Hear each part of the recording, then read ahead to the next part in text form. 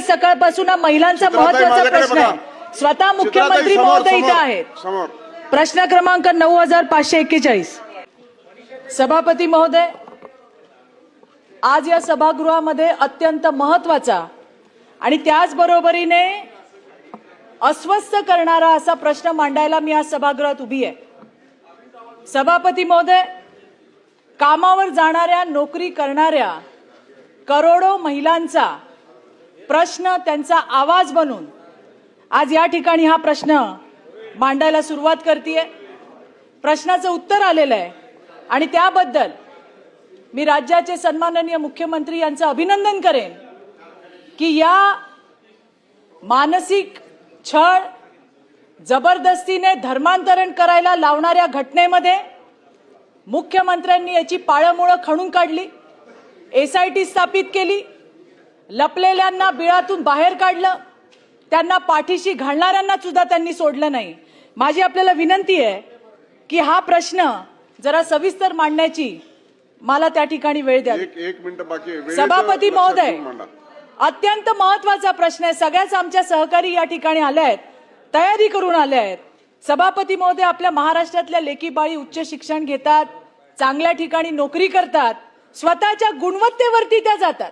आता प्रश्न असा पडतोय की या अशा मोठ्या कंपन्यांमध्ये आपल्या मुली नोकरी करायला जातात की या बहुराष्ट्रीय कंपन्यांमध्ये चालवल्या जाणाऱ्या धर्मांतराच्या कारखान्यामध्ये बळी पडायला जातात. आपण बघितलं की आजपर्यंत गरिबीचा, अज्ञानाचा, पैशाचा आमिष दाखवून धर्मांतर करण्याचे बरेच प्रकार आपण घडताना बघतोय.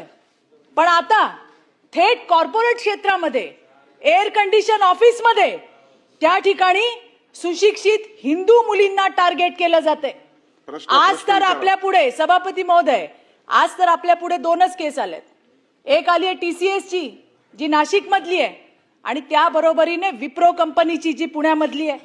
धर्म बदला नाही तर करिअर संपवून टाकू, धर्म बदला नाही तर तुमचा अप्रेजल आम्ही रोखून धरू, नोकरीवरून काढून टाकू, अशा धमक्या देत या मुलींचं मानसिक आणि लैंगिक शोषण केलं जात आहे. सभापती महोदय, विशेष म्हणजे पॉज सारखा महत्वाचा कायदा. प्रश्न विचारले तर 5 मिनिटांसाठी वाढवत आहे. सभापती महोदय, थोडंसं विस्तृत बोलणं गरजेचं आहे. पॉज सारखा कायदा, ज्याच्यासाठी भौरीदेवीने काय त्या ठिकाणी सहन केलं, इतका कठीण आणि कठोर कायदा असताना सुद्धा मॅनेजमेंट नराधमांना पाठीशी घालतंय आणि मुलींवरती नोकरी सोडायला दबाव आणला जातोय. सभापती महोदय, आणि हा फक्त धार्मिक छळाचा विषय नाहीये, हा या मुलींच्या उदरनिर्वाहाचा आणि त्यांच्या अस्तित्वाचा प्रश्न आहे. TCS मध्ये काय झालं ते मी पुन्हा रिपीट करणार नाही, पण NCW ने सुद्धा, राष्ट्रीय महिला आयोगाने सुद्धा याची दखल घेतली आणि तीव्र आक्षेप त्या ठिकाणी केलाय. आज विप्रो मध्ये काय झालं, इस्लाम स्वीकारा. प्रश्न विचारा चित्राताई, प्रश्न आणि उत्तर हवंय ना आपल्याला. सभापती महोदय, मला हेच सांगायचंय, नाशिकच्या केसमध्ये मुख्यमंत्र्यांनी त्याची पाळंमुळं खडून काढली. महिला मुलींवर होणाऱ्या अत्याचारासाठी झिरो टॉलरन्सची जी भूमिका आहे सरकारची, ती त्यांनी त्या ठिकाणी अतिशय योग्य पद्धतीने काम केले. पण आज पण हे प्रश्न संपले नाहीयेत ना. आज सुद्धा तुम्ही बघा की महिलांनाच टार्गेट केलं जातंय. माझ्या हातात आज सुद्धा 2 केस आहेत. एक आहे महामुंबई मेट्रो चारकोप डेपो सुरक्षा व्यवस्थापक प्रवीण पाटील याच्याकडून कनिष्ठ महिला अभियंत्याचा लैंगिक छळ. या प्रकरणामध्ये त्याला बेल मिळालाय, पण तो नोकरीवर आहे, बाईला मात्र ताबडतोब काढून टाकलंय. हा दुसरा माझ्याकडे विषय, विमा संचालनालयाच्या कनिष्ठ तांत्रिक अधिकारी यांचा मानसिक शारीरिक छळ केलाय.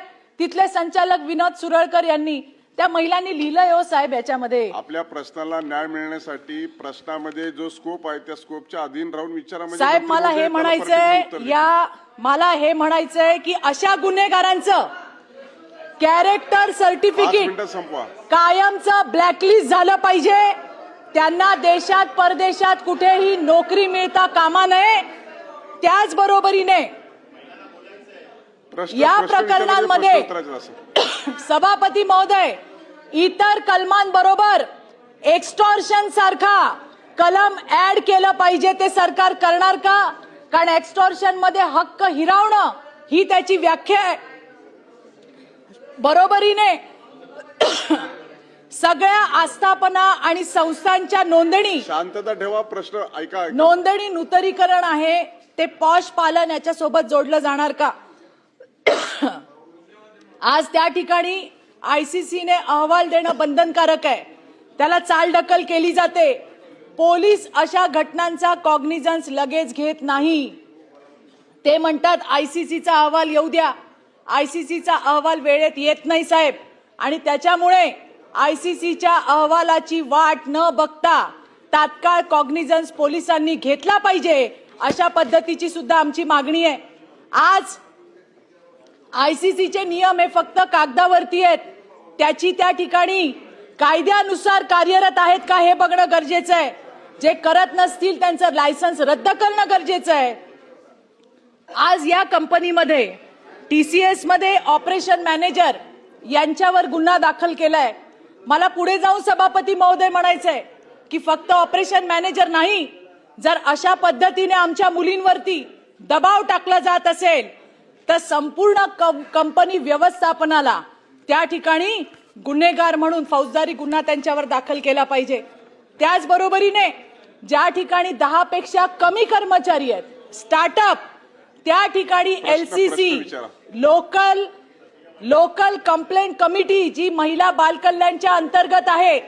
आज कित्येक लोकांना माहिती नाही, महिलांना माहिती नाही की अशी LCC कमिटी आहे. त्याची सुद्धा जनजागृती व्हायला पाहिजे. तिथे येणाऱ्या तक्रारींचा निपटारा 30 दिवसाच्या आत व्हायला पाहिजे. कोणी ऐकलं नाही ऐकलं तरी सभापती ऐकतायत, मुख्यमंत्री ऐकतायत. कॉर्पोरेट IT सेक्टर क्षेत्रातील मुलींसाठी स्वतंत्र गोपनीय सभापती महोदय ऑनलाईन पोर्टल 24/7 ची हेल्पलाईन त्या ठिकाणी सुरू करायला पाहिजे.